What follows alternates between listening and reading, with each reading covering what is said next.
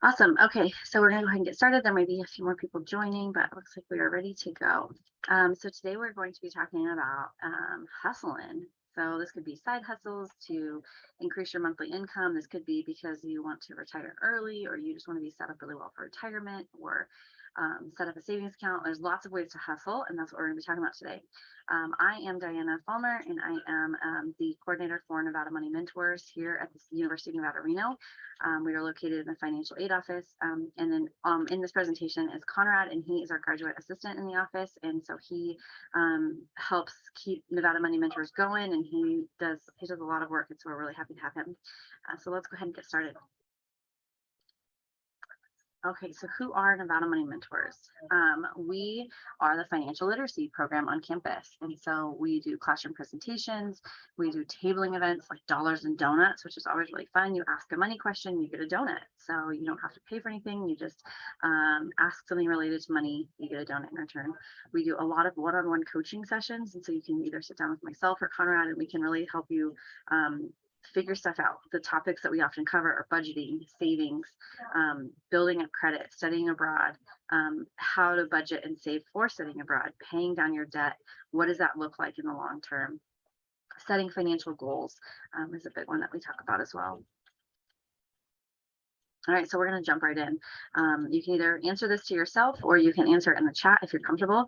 True or false? You must report your side hustle on your taxes, regardless of your earnings. True or false? Let you guys kind of come up with something. True or false? If anybody's comfortable, feel free to add in the chat. Okay. The answer is kind of tricky. It's false. But there's a caveat there. Even though it's false, so it's not regardless of earnings, there is an earning threshold. But the earning threshold is really low. So this is right from the IRS. It says you have to file income tax return if your net earnings from self-employment is $400 or more. 400 is such a small amount. If you have a regular job, a regular W-2 job where your employer pays taxes, the threshold for earning is like around 10,000, something in that range. It's very high, and so you often don't have to pay taxes or file taxes. But even if you're under 14 and you're like a kid and you're just like mowing lawns or babysitting, if the government wants you to pay their portion, if you are paying if you're making money, they want you to pay for it. So that's something to kind of keep in mind, that this is on here. Now, do people do that? Not often. Not often. People don't often pay the IRS if they're making some cash under the table for little side jobs, little gigs here and there. So is IRS going to come after you? Probably not. It would probably cost them a lot more in employment and resources than to come after you. But just important that you know the law. And if you're making 400 or more, you are technically required to file. All right, so let's look at some side hustle statistics. 1 in 3 Americans have a side gig. These side gigs could be like we have here. Maybe you're you're walking dogs. Maybe you're reselling sneakers, something like that.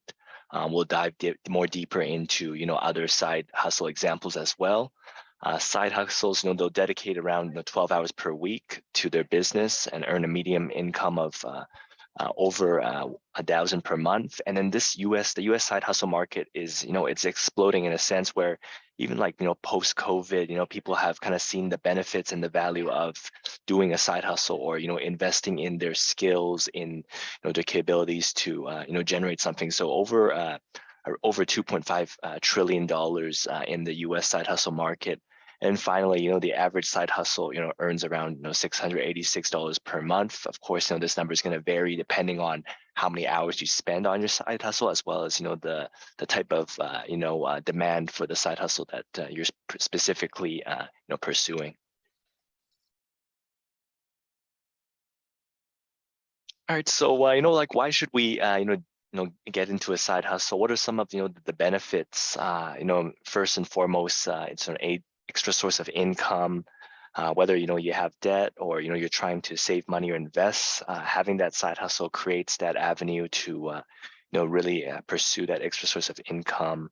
A lot of side hustles these days, they allow us to, sharpen our new skills or develop hobbies, maybe things that, we're super passionate about that, in the past, we never thought we could actually earn money from it. But, if we, hone those skills, we do have, the opportunities to actually, gain income from, our skills. And also kind of in this kind of sense of discovering fulfillment away from, our day-to-day job.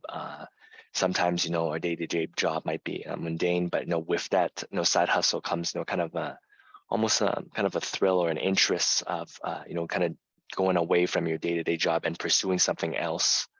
And then finally, there's some, potential tax advantages as well, but those would be, the main kind of like, advantages or, the benefits of, why a side hustle might be something you could potentially, pursue. So some of the common side hustles here, a rideshare driver, food grocery delivery driver, freelance writing, graphic design. Maybe, you have some Photoshop experience, photography, videographer skills, being a virtual assistant, online tutoring. It's super flexible. Babysitting as well. Maybe, you have family friends, and then, flipper of goods as well.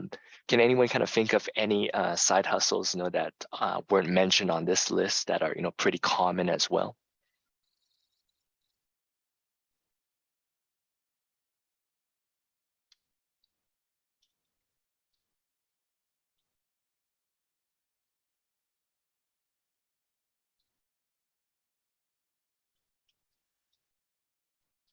Yeah, dog sitting, house sitting, seeing some of those in the chat. Definitely, super easy to get into, and something that can, be more flexible depending on your availability as well. So I would say, definitely those ones, and then even, we'll dive deeper into some examples, whether it's maybe you in the future, have a property and you want to, rent it out or, host it as an Airbnb. But kind of to kind of get started here, we do have to kind of think about some things in terms of what's an applicable side hustle, like how can we make the most out of it, as we kind of continue to think about can I enter into a side hustle? Maybe it's making a list of your skills, your background, your expertise, looking at do you have like the bandwidth, the time and the energy to pursue that. What are some potential freelance projects or stuff on the side that you do kind of regardless of the side hustle? Maybe you're already into photography, you have like an Instagram photography page, account, and then really maintain that work-life balance. We don't want to kind of get into kind of this chase where we're working so much that we don't have that balance. I think like for anyone who's like into side hustles, they'll already have that self-motivation to be a self-starter, having that perspective that this is something that can be a long-term thing that you can develop, and also having those skills and a willingness to learn. Your side hustle experience, it's not only going to earn you money in the short term, but it's going to help you develop skills potentially that might help advance your career, even if you don't have a skill, an idea of how you want to scale it into a like full-time business. But no, those are some things to get started. And also being patient as well, having that self-forgiveness of you start off with something and maybe it's your first attempt at a side hustle and it's not kind of going the way that you intended to be, but just having that self-forgiveness that you started something, but there might be bumps on the road to really kind of fulfilling or kind of reaching that end goal that you have with it. So as we kind of mentioned, being flexible, having like flexibility, in that side hustle is something that you definitely enjoy, right? If you're kind of side hustling, something that you want to enjoy, a low cost of entry, that kind of meaning that, there's not a huge amount of skills or training needed to, enter into this industry or this type of kind of domain. And high demand need is important where, there's a lot of people that, need that role, whether it's, they need tutoring, or a lot of people, these days, maybe they need like a social media manager and all that stuff. And then finally, we mentioned previously, having everything align with your professional and your personal goals will make the pursuit of a side hustle much more fulfilling.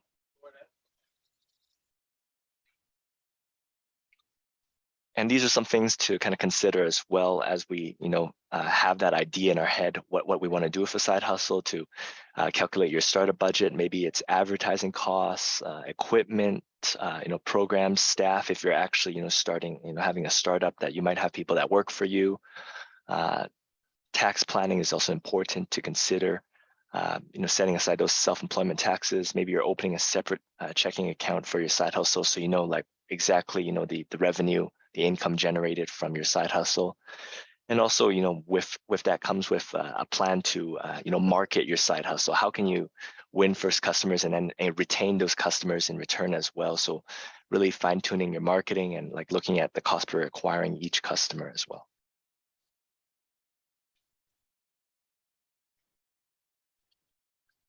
Okay, so we're going to talk about some examples now, kind of getting into some of the nitty gritty here.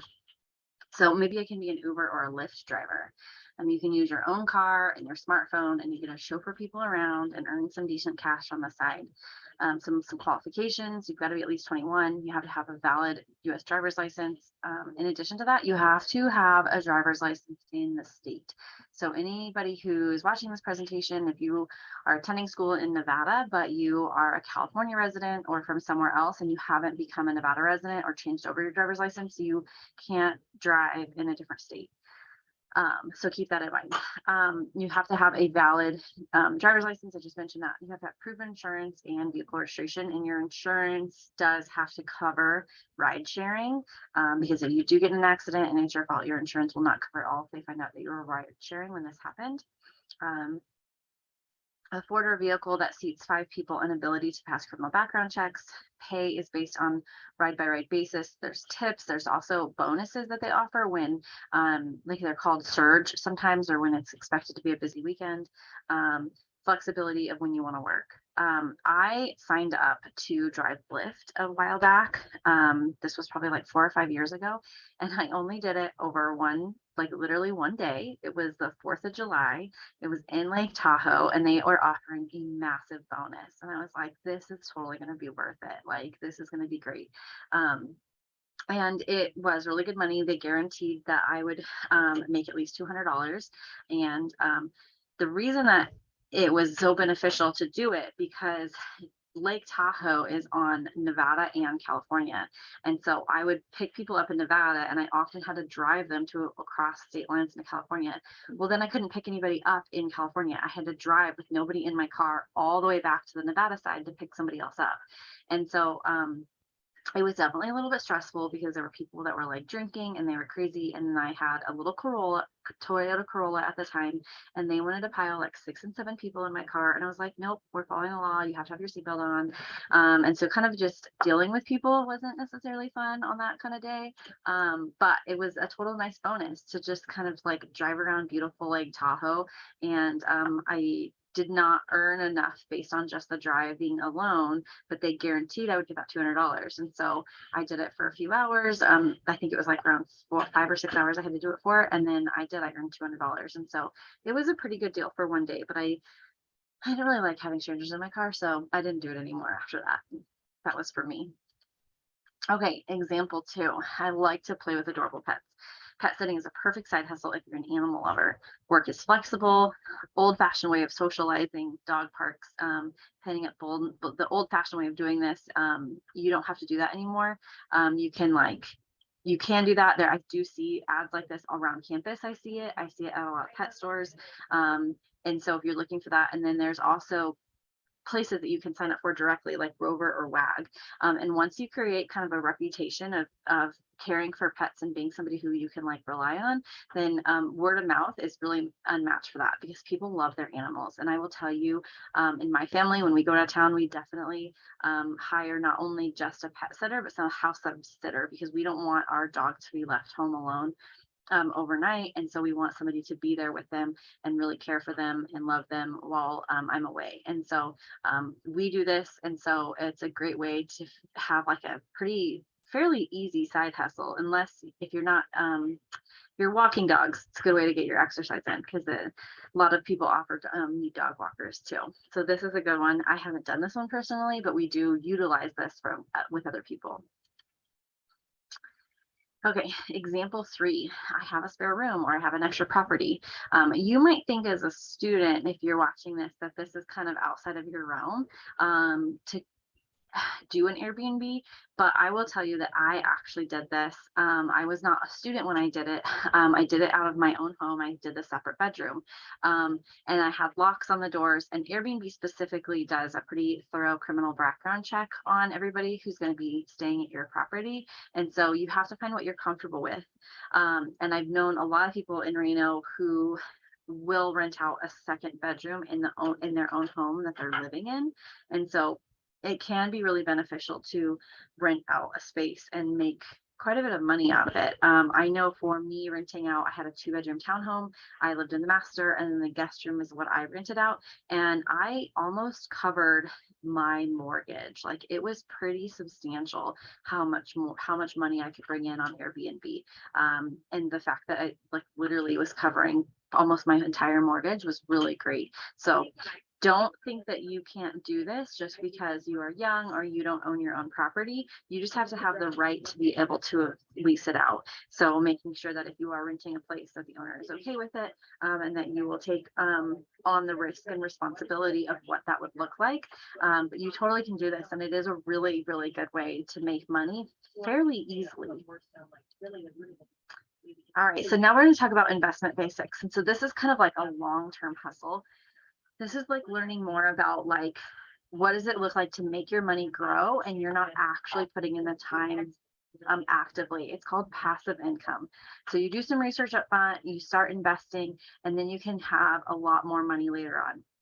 So here's some basics. Start investing now, even if it's only a little bit. Even like $5 or $10 a month is going to get you somewhere.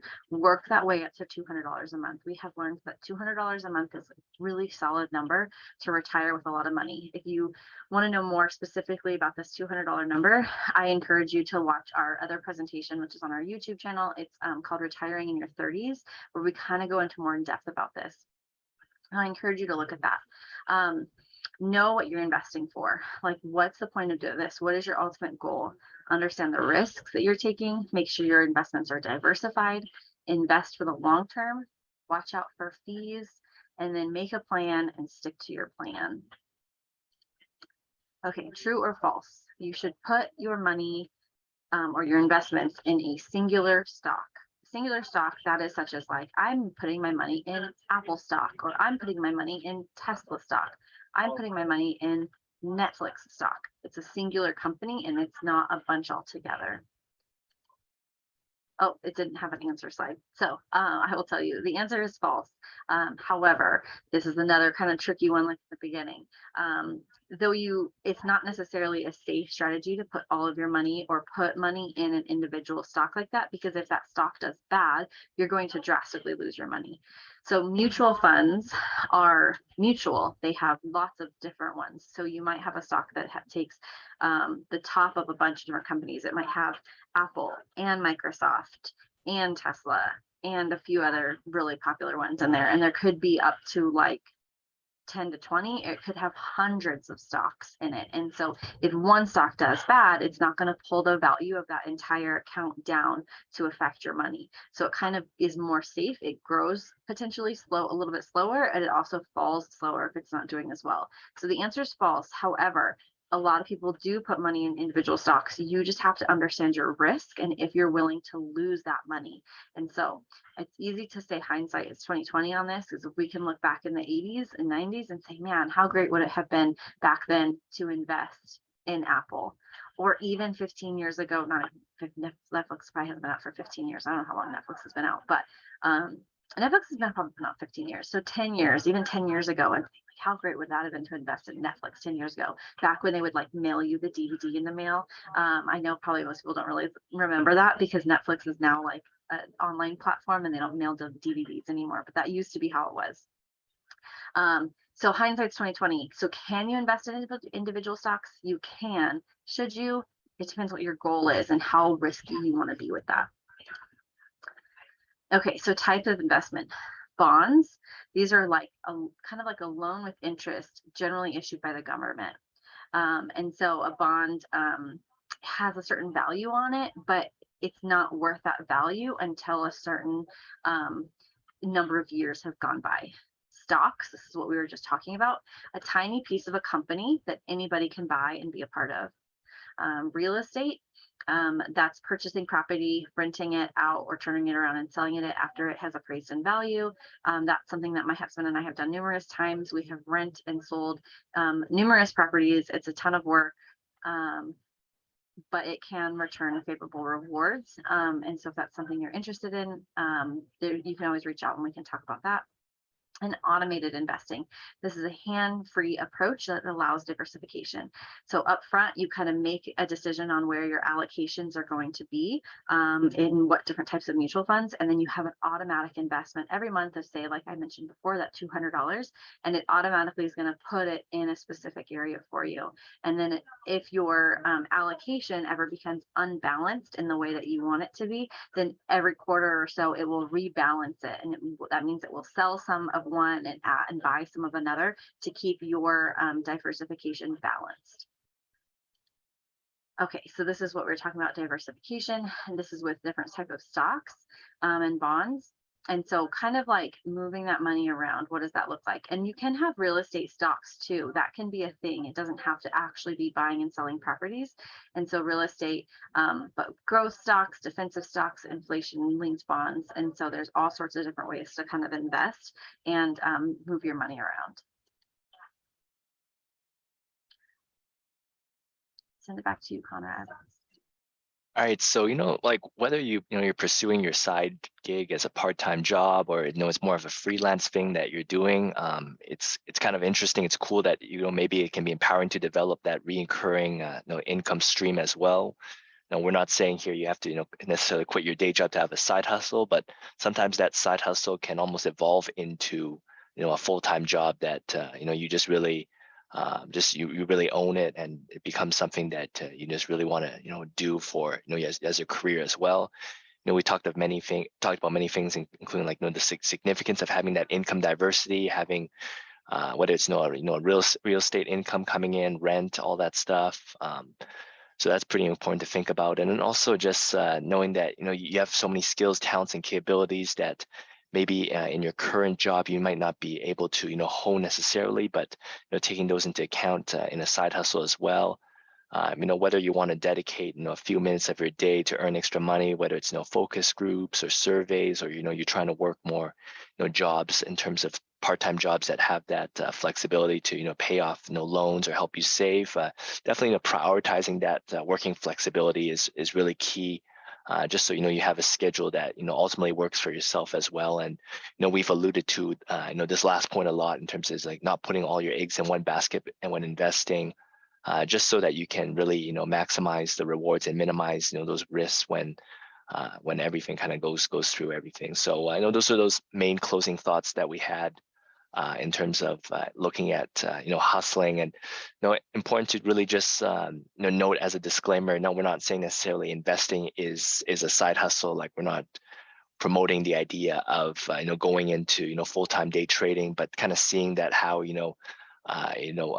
investing can can help you hustle in the long term in terms of setting yourself up for the future as well. I had a couple things I wanted to add on this slide, the closing thoughts. There's so many resources out there, and I personally love hearing what other people are doing. If anybody wants to share what they're doing, feel free in the chat. That would be really fun to hear. But in addition to that, I listened to a podcast called Side Hustle School, and they're really short podcasts. They're anywhere from like 7 to 10 minutes. They're really short, so you can listen to it quickly and hear what other people are doing to be successful and bring in more money. It's a really, really fascinating podcast. So I looked Side Hustle up on just podcasts in general, and over 20 results came up with podcast in the title. And so this is a huge dedication that people have to increasing money, increasing your income, and what does that look like, and how well can you kind of create that side hustle. And there's so many things that we didn't talk about today. I mean, if you're crafty, you could do an Etsy shop or something like that. And so I just want to encourage you to continue to like research, and if you want to increase your income, what does that look like? Also, social media is a great resource. You can like use the hashtag on TikTok as like side hustle or side job or side gig, and there's some really fascinating things that you can see what people are doing to kind of increase their wealth. So thank you again, and we'll go ahead and keep moving forward. Yeah, so as we near the kind of end of this presentation, we really appreciate your feedback, and also different just like subjects or topics that you'd like to hear in the future. So you can scan this QR code, or use this link as well to kind of give us an evaluation of this presentation. And we also want to open up the floor for any questions you might have at this time as well.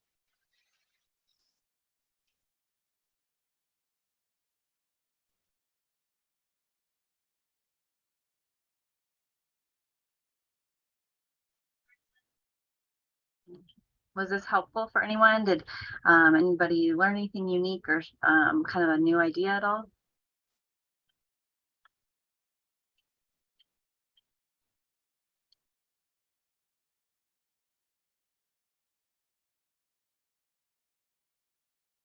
And here's our contact information as well. If you don't have any questions at this moment, you can feel free to reach out to us if a question kind of pops up in your head.